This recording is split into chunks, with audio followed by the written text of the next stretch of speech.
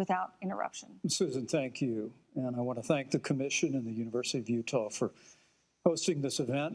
And Senator Harris, it's a privilege to be on the stage with you. And our nation has gone through a very challenging time this year. But I want the American people to know that from the very first day, President Donald Trump has put the health of America first. What's up, everybody? Alex Kapitko here, and this is just kind of a vice presidential debate recap. So actually, I'm not going to be playing any more videos from this debate just for time's sake, and this is a reaction video, not a live stream. So the reason why, though, I did show that video itself is because I think it actually sums up my biggest takeaway from the entire night, which is that it was civil.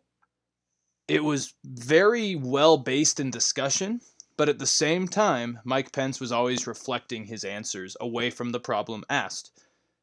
And I'm not saying that Mike Pence didn't have good answers at times, but I am reminded that he was always reflecting from the key issue, and that key issue is Donald Trump, with a capital T.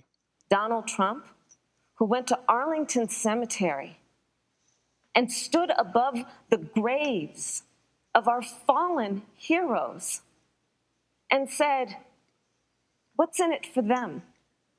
Because, of course, he only thinks about what's in it for him. Let's take what he said about John McCain, a great American hero. And Donald Trump says he doesn't deserve to be called a hero because he was a prisoner of war. And this is very important when you want to talk about who is the current commander-in-chief and what they care about and what they don't care about.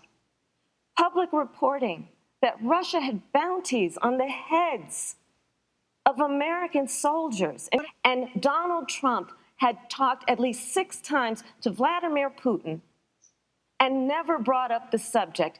Joe Biden would never do that. Time that she's had so far. The slanders against President Donald Trump regarding men and women of our armed forces are absurd. I'm sorry, Vice President My son Pence. is a captain in the United States Marine Corps. My son-in-law is deployed in the United States Navy. I can assure all of you, with sons and daughters serving in our military, President Donald Trump not only respects but reveres all of those who serve in our armed forces, and any suggestion otherwise is ridiculous. And so really quick, before I get into kind of my spark notes / analysis and grades of this debate, I do want to just show this quick video. So I lied. There's going to be another video. And this video, I think, just highlights my point that, Pence is defending some parts of American decency, but it's asterisked because he's also part of an administration led by President Trump that obviously doesn't care about decency. And I think this comes best when Kamala brings up, Trump's rhetoric towards veterans and also the Russian bounties and about how Trump has never called out Putin on literally putting hits on American troops' lives, if those reports are correct. And Pence just says, hey, one of my sons is in the military. I support our military, and I wouldn't say that. And Trump's probably not wrong.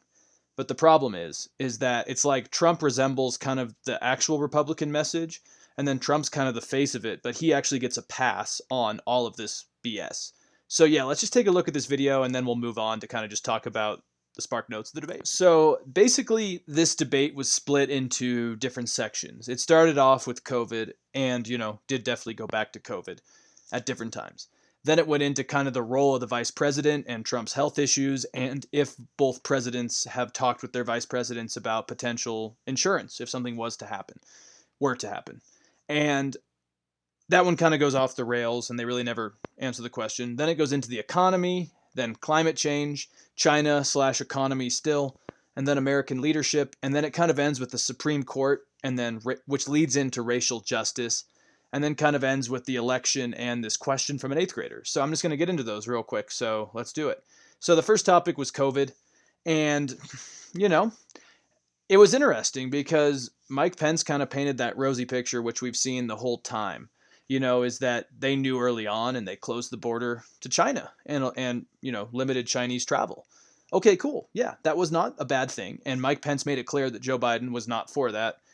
But then at the same time, again, another asterisk to kind of Pence's argument here is that a lot of records show that the virus actually came from Italy that infected New York. And also, as Bob Woodward's book is telling us, Trump and Pence both knew about the threat of this virus and still did not do what was necessary to stop it. They downplayed it. And in my opinion, and this is my opinion, I'm no legal expert, obviously, I think that's an impeachable offense. And I thought it was great because Mike Pence was talking about the swine flu. He decided to turn this into Biden and Obama handled the swine flu poorly. And sure, that's probably true. But also that did not kill as many people. It wasn't as transmissible, and it wasn't a global pandemic. So there are differences there. And I think Kamala said it perfectly, is that she said in quotes, whatever the administration has done clearly didn't work, because Pence was saying that they were just following the Obama playbook. And that was just like an interesting way to turn it. And I don't have time to, unfortunately, really get into that too much, but it was interesting because there was a trend with COVID, is that Pence always turned it into the American people. It was almost like kind of saying that he didn't want to talk about the fact that his administration botched it. So they kept saying, well, the American people have the responsibility and the personal freedom to go out and do what they want. He was like, well, the American people are able to assess the risk. Well, the American people know when they should go out or not. And the elephant in the room is that clearly personal responsibility has not gone well in the US, because we have way more deaths by proportion to population. And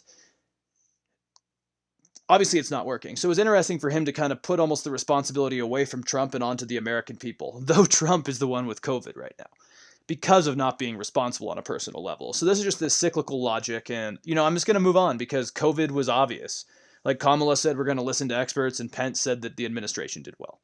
Anyways, then they went into the role of the vice president, right? It was asked, because interesting thing is that Pence and Kamala are both going to be a vice president to the oldest president in U.S. history, because either Biden or Trump will be the oldest, whoever wins after November or December. And it was interesting because it was about their roles as the potential vice president, but it turned into kind of a discussion on presidential transparency and on Trump maybe misleading the public on his coronavirus diagnosis. And it was kind of just interesting for both Pence and Kamala to say that they were both transparent and that both of them were correct. Like, this was the part where I really started seeing that there's Americans in this country who are seeing completely different narratives. And that became very clear to me during this entire thing. There really wasn't that much else there. It went into the economy, where again Pence talks about the American people. But I think this was an interesting part because Kamala said that Trump's administration really bases their view of the strength of the economy on the strength of how rich people are doing. Like, I think Kamala did a good job of kind of painting Trump's tax cuts as something that maybe in the short term will help working people, but in the long term are just for rich people. And a lot of studies have actually shown that, I think it was Goldman Sachs a couple days ago put out a report that was actually saying that a lot of Joe Biden's policies will actually be better for the economy than Trump's. And that was kind of backed up by what Kamala was spewing this whole time, is that she talked about, like, Pence tried to pin the Green New Deal on Kamala and Biden as something socialist and dangerous. And I don't agree with the Green New Deal in a lot of the actual ways. And I agree with Republicans that we need to kind of almost talk about the long-term implications of renewables and maybe try to weed off fossil fuels while also instituting new renewable options that we have. Like, we need to be practical. But it was interesting that Kamala did a good job of kind of saying that actually the mixture of adding green options to our economy and diversifying our economy actually will bring more jobs than Trump's current plans. And it was interesting just seeing this kind of spat, because it was like Pence is still so focused on a lot of these Midwest, unfortunately dying industries, and Biden's kind of, and Kamala's point was like a new era, like new jobs. And I don't think particularly just because we're trying to find a new source of energy and diversifying our economy, it doesn't particularly mean it's a loss of jobs. It just means that maybe the old jobs are going to be lost, but that doesn't mean those people are never going to have a job again. And so from there, it kind of just went into climate change, which was fascinating to me, mainly because Pence boasted about how proud he is of the administration in getting clean air and clean water. I just haven't seen that. Like, I just want to say that, like, everything that I have seen going on inside of the administration has not been for protecting the environment. Yes, it's been for opening up the environment in the terms of free markets that might start drilling for oil in earlier protected lands. But they're not helping the environment. And it was interesting to see, I highlighted this quote here. is that when they asked Pence if he thinks that climate change is happening, he said, yes, but what I want to know is what is the cause and what do we do about it? That man-made climate change has made wildfires bigger, hotter, and more deadly, and have made hurricanes wetter, slower, and more damaging. You have 2 minutes uninterrupted. Thank you, Susan. Well, first, I'm very proud of our record on the environment and on conservation. According to all of the best estimates, our air and land are cleaner than any time ever recorded. And our water is among the cleanest in the world. And just a little while ago, the president signed the Outdoors Act. It's the largest investment in our public lands and public parks in 100 years. And yeah, that was just kind of a word salad there from Mike Pence about climate change. Like Trump listens to the scientists, even though actually I don't think he listens to the scientists. But anyways, like I really don't want to stay on that very long. They also talked about fracking, which I think is going to be a big issue for Joe Biden, mainly because I know that he personally has not condemned all fracking, but that is where the Democratic Party's going, and that is where Kamala is going. That's not where Joe Biden's going, but that's where the party around him is going. And I'm really torn on fracking. I don't really like it, and I think it's environmentally bad, but also it's been good for our economy, and it has taken us off Saudi and Russian oil, which right now is good in other ways for our nation's health, right? So it's this balance that's really complicated, and I'm still kind of up in the air on that. So then in the debate, they talked about China. They still want to point the finger at China, and it is China's fault that coronavirus was covered up for months. But Pence, just like Trump, has failed to acknowledge, a lot of my Republican friends, is that yes, China is at fault for the origins of this virus getting covered up, but what has the Trump administration done for the American people to at least try to protect them from this threat? And I don't think it's been good. They talked about the trade war with China. Pence said it was good for the American farmer. Kamala said that it was actually really bad and we lost it. I think the verdict's still out on that. Trade wars are long and costly, so it's only been a couple of years into it, so I don't really think we can get a good answer on that yet. On American leadership, Biden talked about it's all about relationships, and Trump has forgotten that. Not Biden, Kamala spoke about that, about how, foreign policy is about relationships, and Trump has forgotten that. I think that was a powerful moment. And, Mike Pence talks about bragging about, killing Soleimani, which I think could have been good, but that's when that video from earlier comes up where the administration really doesn't have a good answer. So then they talk about the Supreme Court, which kind of turns into a discussion over religiosity. Mike Pence kind of claims that Democrats are attacking people of faith, which I think is a common argument you hear. And Kamala's like, well, I'm of faith, and Joe Biden's obviously a Catholic, and I think he would be, if I remember correctly, the second Catholic ever elected if he was. So I think there's a disconnect. I think the right thinks that all of the left are secular all the time, like no faith, and sometimes that's incorrect. That's incorrect. And from the Supreme Court, they got off religiosity and talked about packing the courts, which I think will be problematic for the Biden-Harris campaign because they kind of fail to answer it. And Kamala just mentions that there weren't enough African Americans appointed to the different courts in the United States. And yeah, that's probably a problem, but it's still not answering the court packing question. It's kind of saying that, well, basically what I got out of that is she's saying if the courts were packed, we would diversify the selection process. Like we would appoint more, minority groups and people of color, which I think is a great thing, but it's still not answering the question at hand, right? And I think that could backfire on them just because they are really failing to answer the question. And it is interesting. And so then they get to racial justice, and I think Kamala does something that I first off think this was the strongest part of her night, where she says that we are never going to condone violence, but we will fight for our causes. And Harris kind of uses her experience as a prosecutor to answer this question. And I think the best quote of the night, kind of in the police discussion about how a lot of Republicans think that the Democrat ticket wants to defund the police, Kamala says, in quotes, "Bad cops are bad for good cops."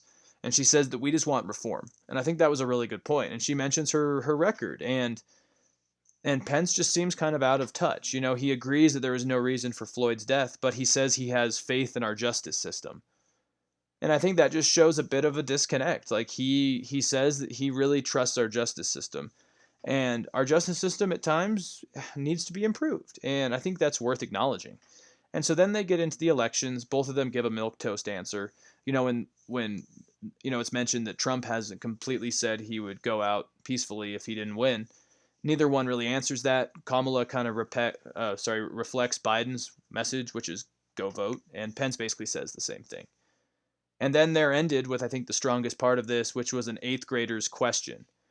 And basically, the juice of it is the eighth grader says that the news is all bad. And if our leaders can't get along, how should our citizens get along? And Pence and Harris, I think, both have good answers, but they both reflect that different narrative of America. Like half of America is watching a different movie than the other half of America. Pence says that he believes that good discourse is productive. And on the same way, Kamala says that Biden only ran after Charlottesville and the division and hate, and he feels like our country needs to be fixed. So Pence says he thinks that discussion's good. Harris says that Biden thinks we're beyond the grasp of sanity. So I think it was an interesting debate. It was civil, and it was something I liked to see out of it. And I'm going to leave it with that because I got to get out of here. But yeah, it was an interesting debate. I'm glad there was a discussion being had, but I don't think it's going to change much because I haven't seen the numbers, but I doubt even a small amount as many people watch that. So